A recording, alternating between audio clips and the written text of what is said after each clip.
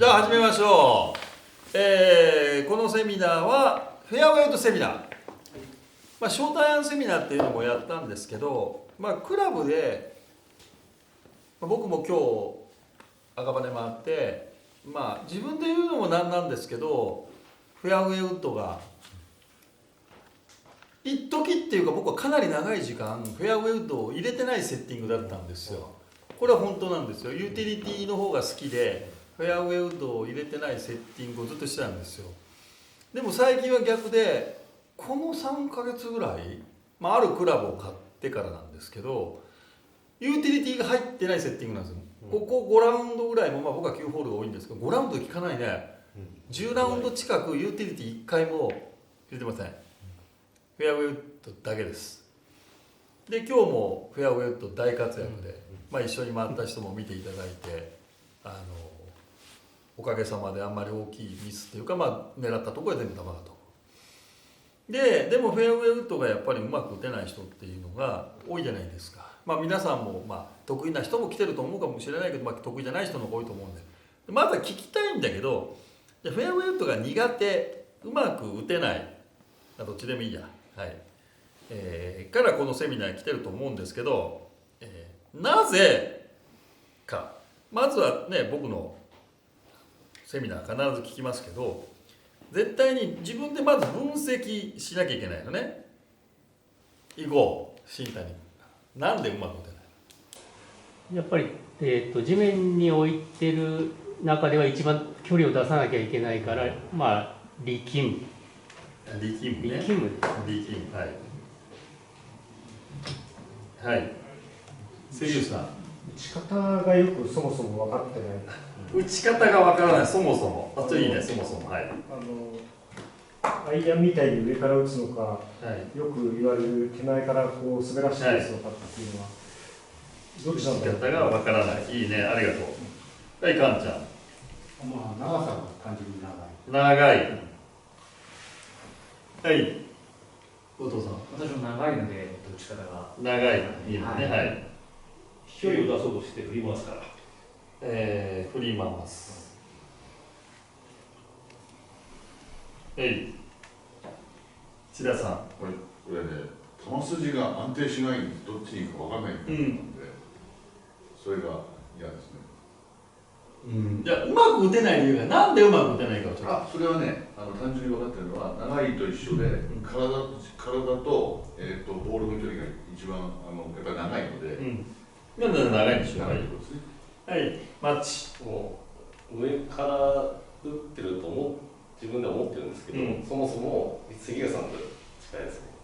どうやって打ったらどうやって打っていうか、今ね、はい、かっていうのをちょっとはい、こティーアップされてないんで、綺麗に当てないといけない。う。で、綺麗に当たらないね。はい。当たらないちゃんと当たらないと。うわぁ、色が出ない。当たらない。はい。はい。関谷さん。よくあるミスが、ボールの上をソールで叩いちゃうようなトップスみたいなのが、普通のハーフトップとは全然違って、でトラックマンとかデータ取るとみんなアッパーに入ってきちゃう。アッパーに打ってる。はい。アッパーね。はい。アッパーに、はい。アッパーに当たる。これすごくいいな。はい。地面に球があるんで、球の頭を叩いてしまう。トップと一緒ですかね。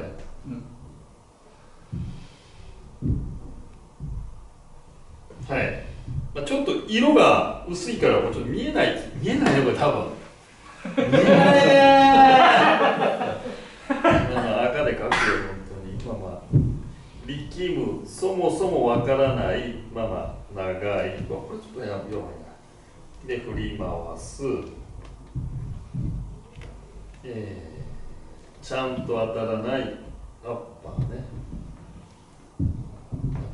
頭を叩く。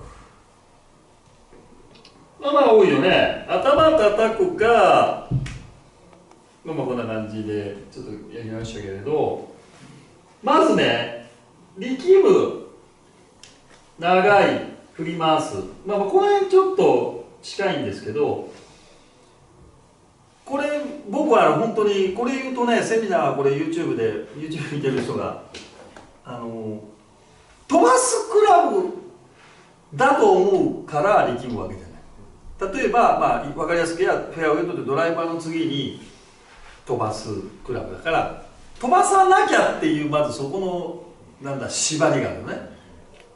だから飛ばさなきゃっていう部分がまず一つ引っかかってしまうと飛ばそうとするわけじゃない。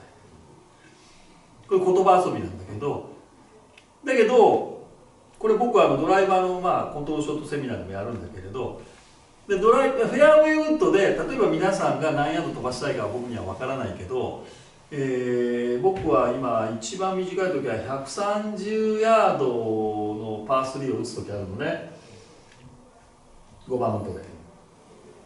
その時ね、まあ、皆さんもやってみたら分かるんだけど絶対に130ヤード以上飛ぶから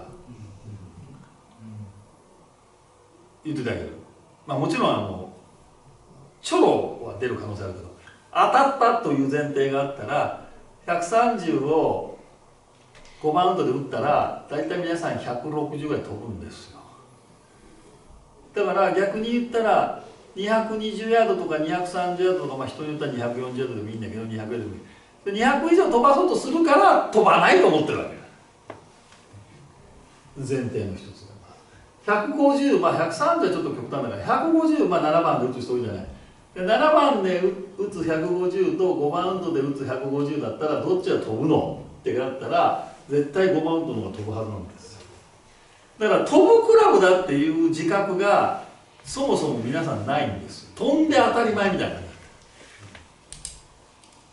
まあ、ましてもっと極端なこと言えば100ヤードを5番ウッドで僕は打つこともあるんだけれど絶対飛ぶからもう飛ばさないようにするのがどれだけ難しいかっていうのがまず分かんなきゃいけない。だから車で言ったら最高速、まあ、200キロだとしたら最高速を出さないと気が済まないわけゴルファーって。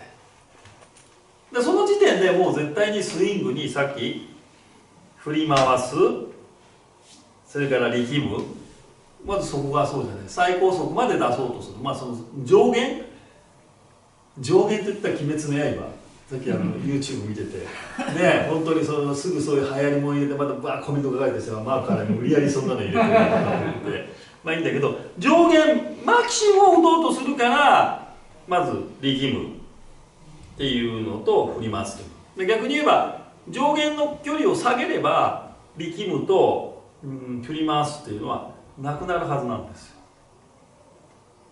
で今度長いんだったら誰だっけ長いって言ったらはい長いんだったらどうすりゃいいのそういうことだよ短く持っちゃいいじゃないでこれ皆さん笑うけどこれ別に宣伝まあ仕事してるから宣伝すると思われても全然いいんですけどゴルフパートナーが一番売れてるフェアウェイウッドがシュアー DD っていうのがあるんですよ。これ水野が OEM で作ってるんですけど2作目はこの前ちょっと仕事で打って全番って同じ長さなんですよ 41.75 とか全番ってで3番5番7番で出るのねで僕もね最初3番持った時にちょっと難しいかなとか思ったのね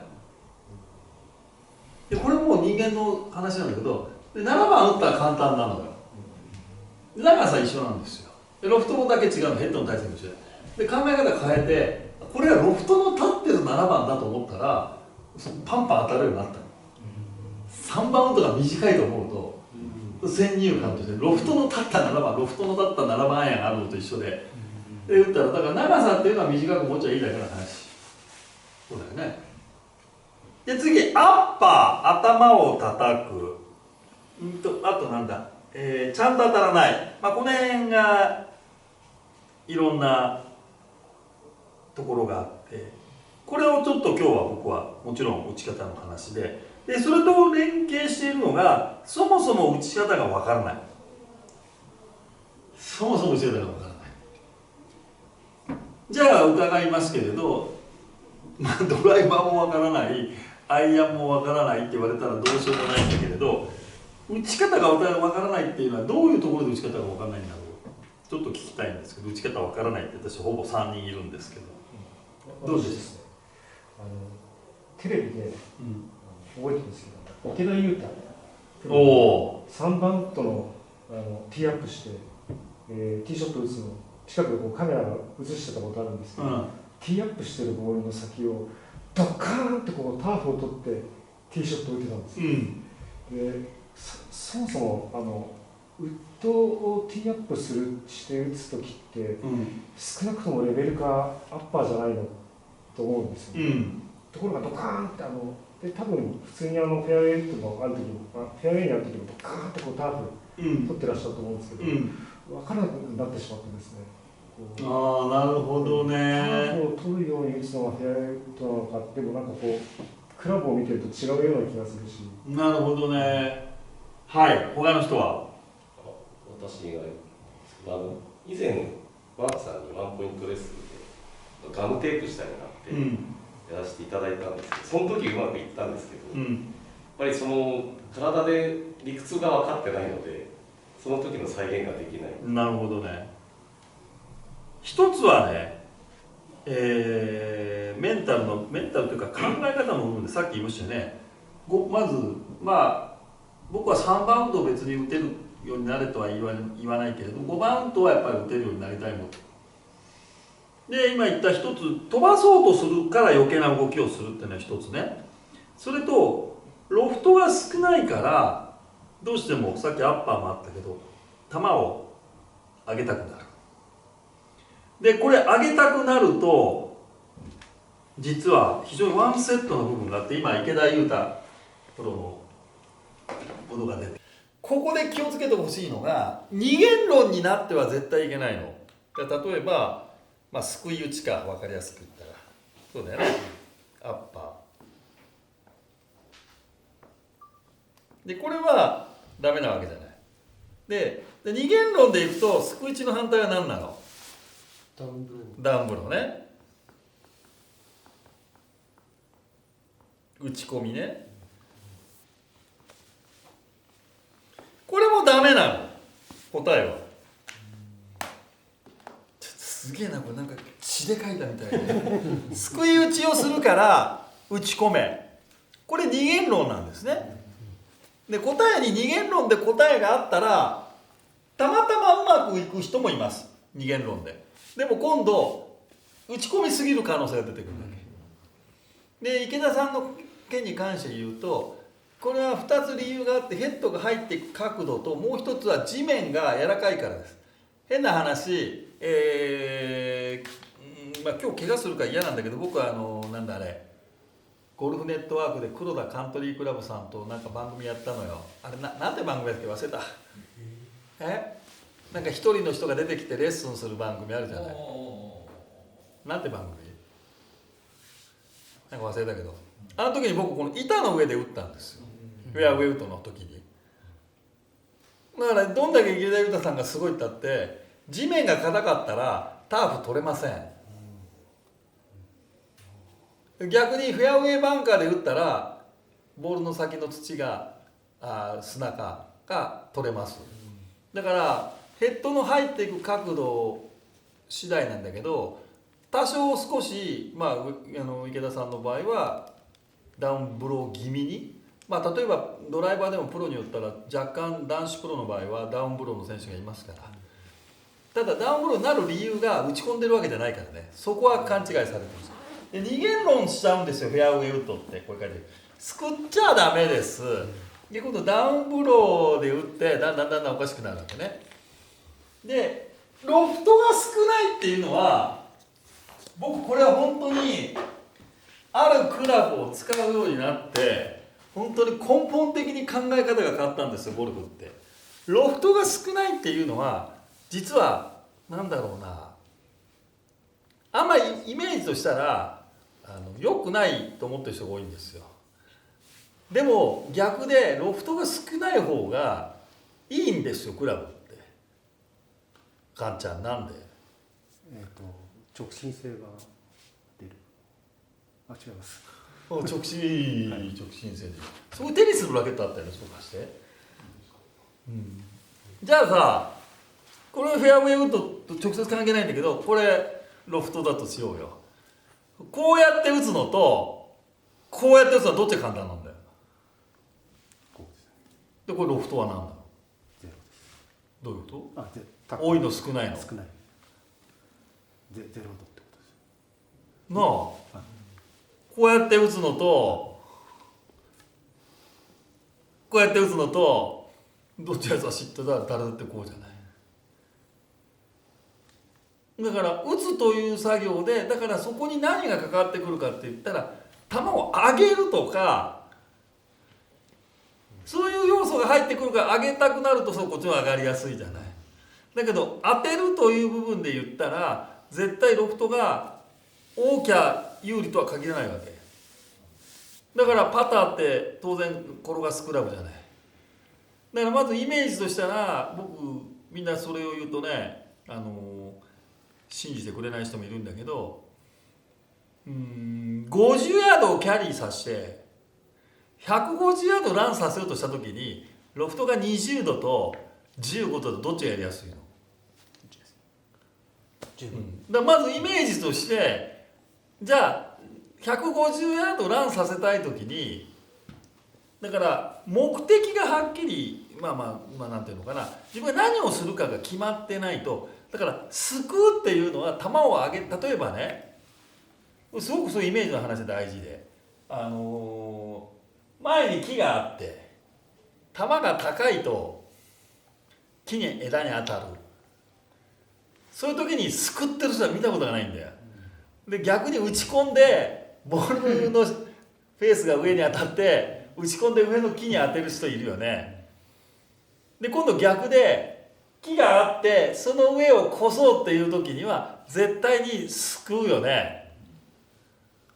打ち込む人もいるかもしれないけど少ないよね。だから結局みんなその自分の目的に対して体は、これは申し訳ないんだけど方程式間違ってることが多いんだけれど、自分の方程式が絶対出てくるわけ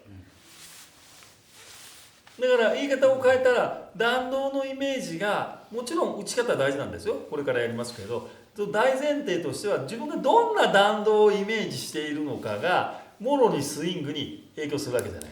それともう一つはさっき言った二元論になっちゃうわけ。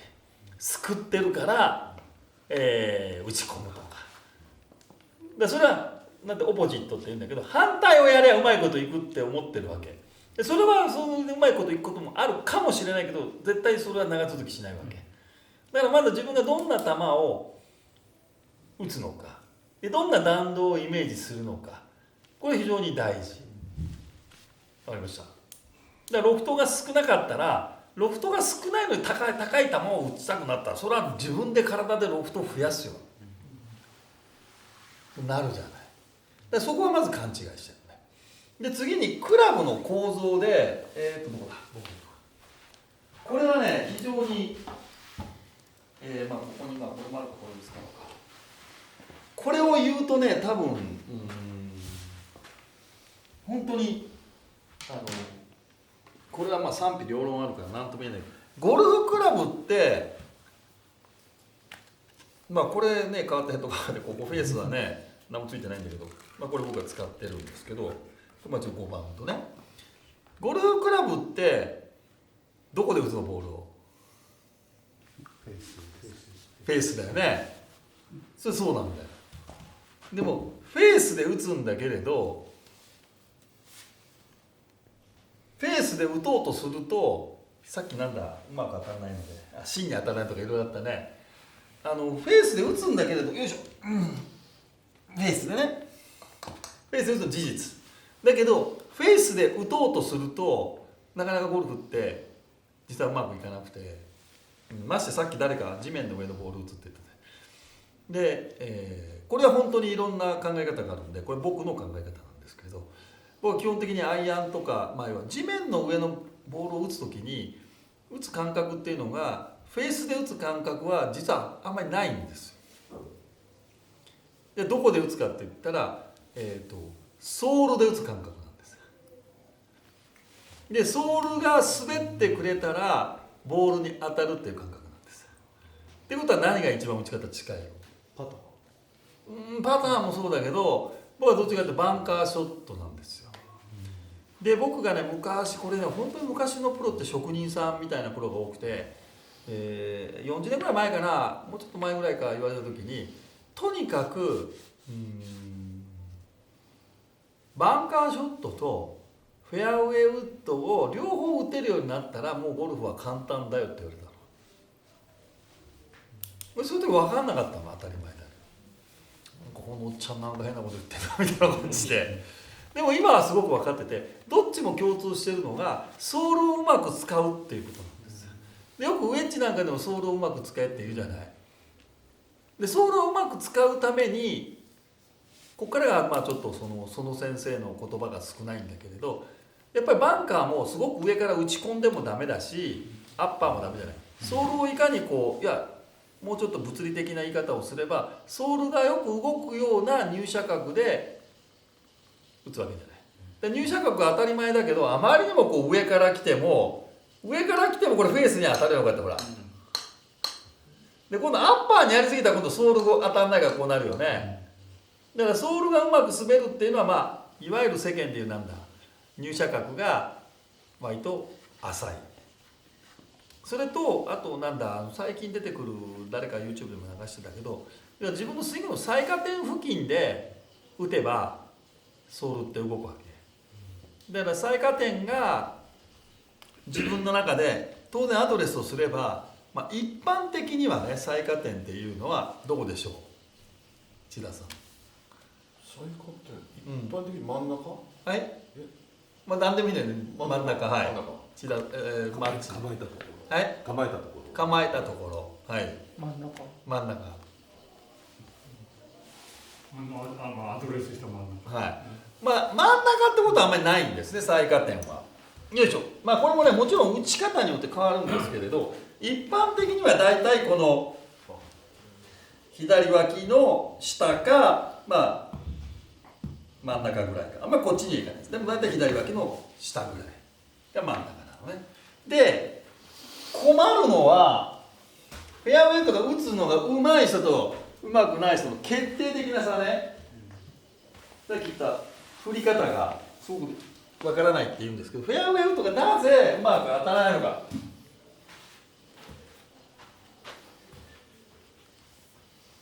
こうやって構えます。ボールあった方がいい。よいしょ。これ田島ここで打つともうちょっと後ろの方がいい。大丈夫です。大丈夫。これあるじゃん。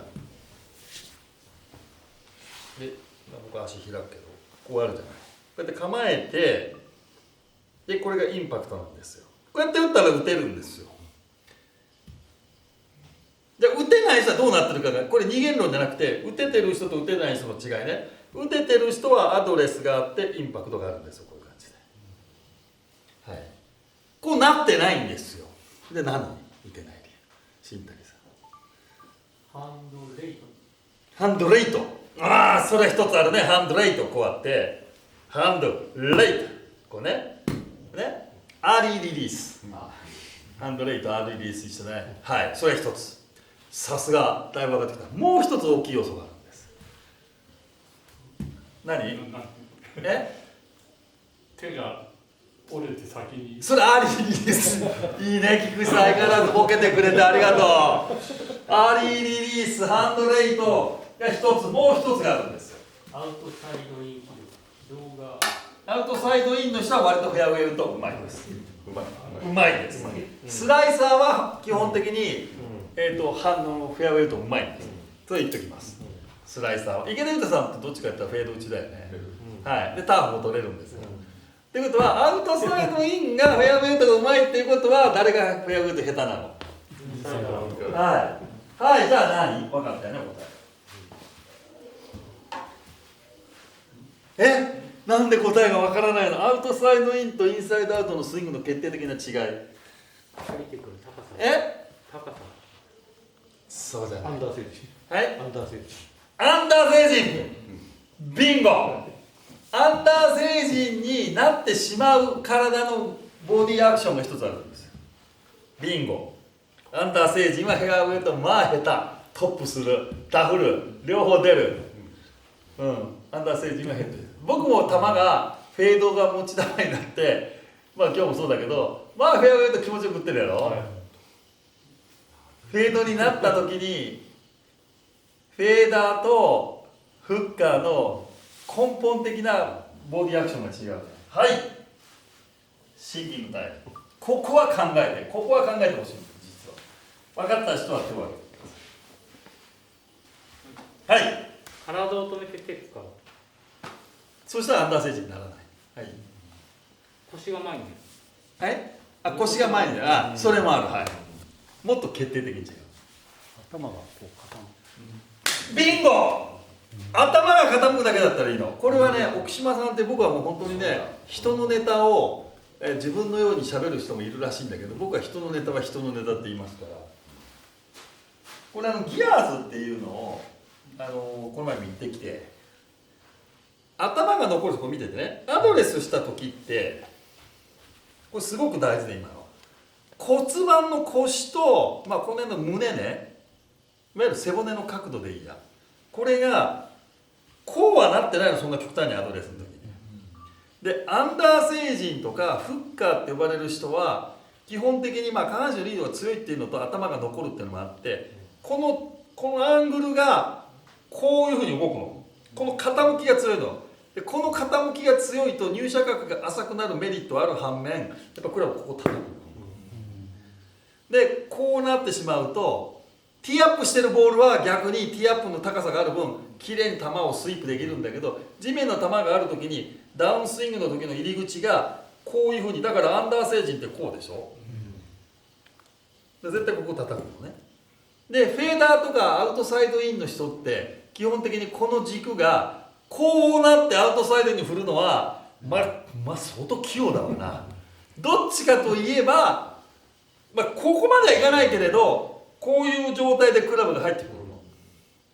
でギアーズ見てても今のトップの選手ってフェーダーが多いので、ダスティン・ジョンソンも絶対にダウンスイングの入りの時はこれぐらいになってるの、こういう。でこの傾きチルトがやっぱり少ないね、今のスイングって。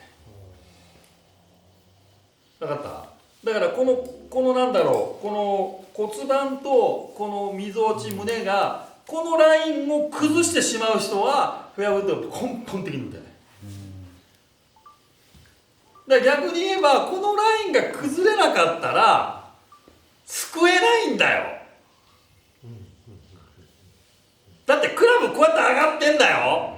こうしか降りてこないよ。これこの角度を変えないでこうやるのかそりゃ相当難しいぞ。こうやって振り上げて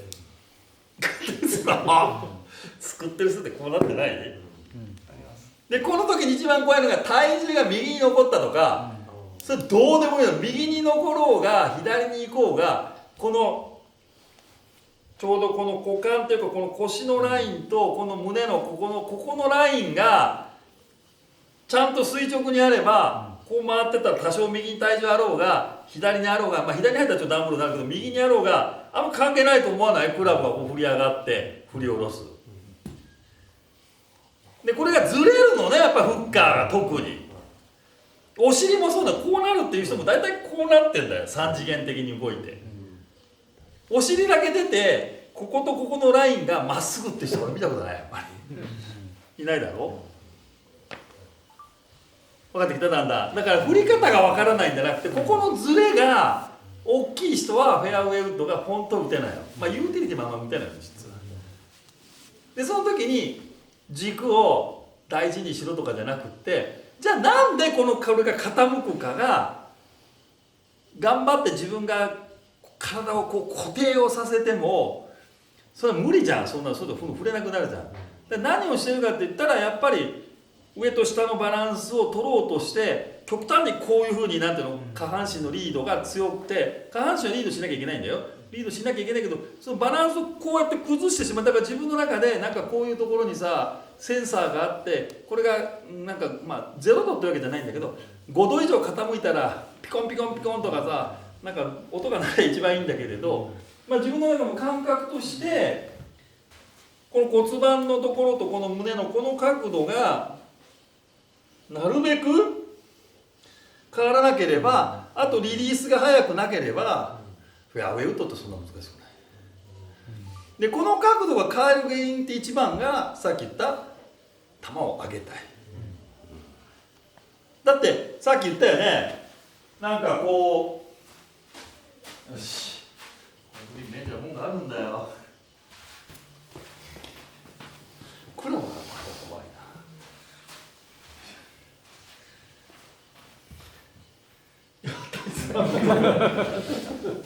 これ下げよう。それぐらい、はい。はい。まずこれだけでどうイメージで変わらない？障害物競争みたいだけど、どう？これをさ、この上通せって言ったら救わない？救うよね。だってこの下通せって言われたら、この軸をさ、こうわざわざする？で、例えばさっきのロフトの話もそうじゃん。じゃあ20度のさ7番ウッドでさ、22度7番ウッドでも何でもいいや。よいしょ。こうやってこのロフトのある、例えばさ30度のフェアウェイでこの下通そうと思ったら絶対人間ってこうならない。ね、だから自分が動きっていうのはすごく面白くて、自分がしたいと思ってやってる場合もあるんだけど、僕は思うけどゴルフ場のミッションって僕らもそうだし、上手い人、まあ上手い人はそんな少ないかもしれないけど、あんまり上手くない人も共通してるのは実はさせられてるんだよ。だからさっき言った飛ばすクラブだと、飛んじゃうクラブと思うとそんな力まないよね。だけど5番と思ったら最低でも200ヤードだよねってなったら、やっぱり7番で200ヤードを飛ばそうとしたら力むよね。それを5番ウッドでも7番を持ってるような感覚になるわけね。勝手に飛んじゃうクラブだから、まず飛距離に対する、だから緩むのはダメなんだよ。スイングが緩んじゃダメだけど、変な意味のない力みっていうのは良くないのと、あと弾道のイメージが、よいしょ、これ皆さん当たったらごめんね、ここに当たったらそっち帰ってくるからねそっち帰ってくるからね、どこ行くか分かんない、こんなやったことないんだからね、俺も大丈夫かはい、こうやってよいしょ、柱気になるのここら辺ぐらいか、そこ大丈夫？後ろ、はい、よいしょ、うわ結構気になるわこれ痛そう、当たった、ちょっと下げようこうやってそこの下通したいと、そこ通したいと思った時さ、後でこうなる？もう極端だったらこうなるよね。ってことはこの軸は絶対にこっち倒れないよね。で軸を無理にこっち側に倒す必要はないけれど、この軸を保っといて、上行ったんじゃないですか。どっち行った？上行きましたね。上行きました。多分。上行った？分かったよ今ので答えが。球は？勝手に上がるんですよ。そうだよね。分かった？こんな練習をしなきゃいけないのだから。本当は僕はこれからの練習場がエンタメ系のね、室内の練習場これから増えていくと思うんで、こういうエンタメの要素がないと、ただ単にこの的があって打つだっていうことやっててもイメージが自分でできる人はいいよ。できない人はこれだ、僕はここの下通したいのね、通したくと思って打ってこうやって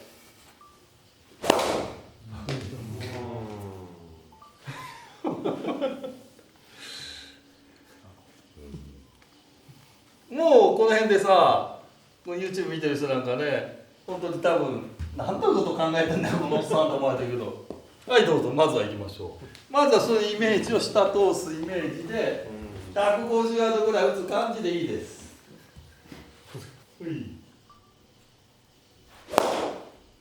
おい下通ったよ、うまいやで下通る人は直し方今度教えます、はい、ソープの使い方が下手なだけだから。はい、すいません。いいねいいね、もう一発。当たっても大丈夫なんでもスイングはすごくいいよ、見てて。オッケー。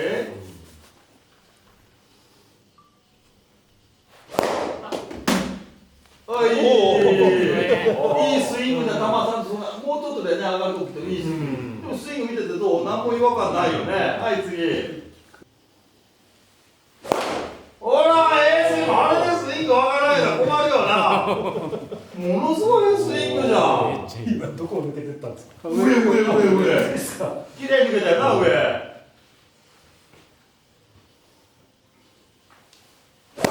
オッケー。全然スイングいいじゃない。はい次。はいよ。おい。今のは打ち込んでる。打ち込む必要はない。木さんが全部コテで払う。そこ気をつけろよ。これいきます本当ね。センターセミナーだなこれ。オッケー、これだこれだ、ナイス、いいじゃない。もう一発。